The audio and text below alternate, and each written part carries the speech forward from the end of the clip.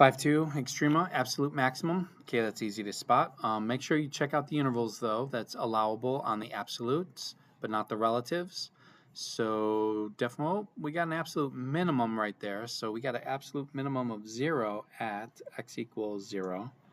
Okay, we got an absolute max right there of 7 at x equals 8.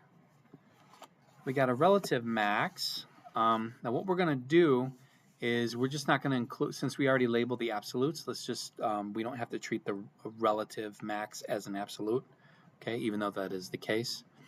Relative max would be right here. What is that, 4.5? 4.5 at x equals what? X equals 3.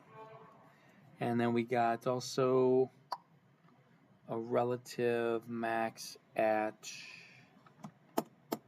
that's it.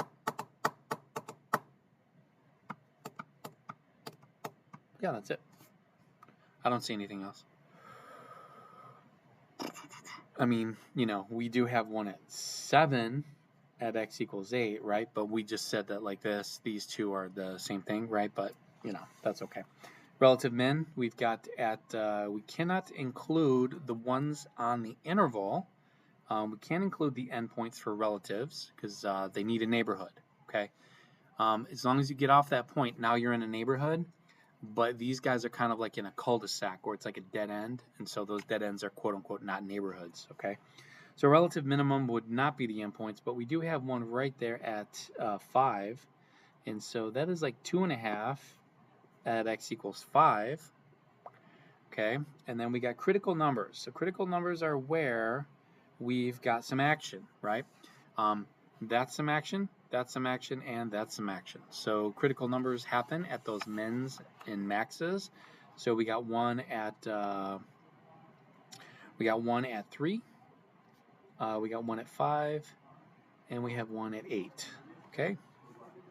All right. Intervals of increase. So we've got this guy and this guy.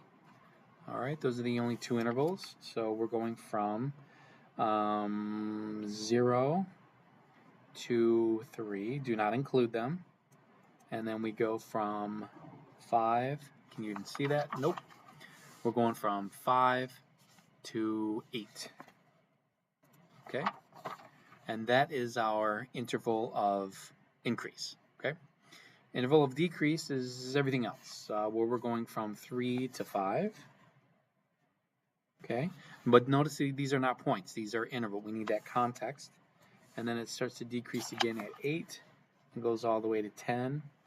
Okay, so that's it. That's pretty simple, and usually there's 1 or 2 multiple choice questions on that on the AP exam, which is kind of nice. Pretty simple. You just got to know your definitions.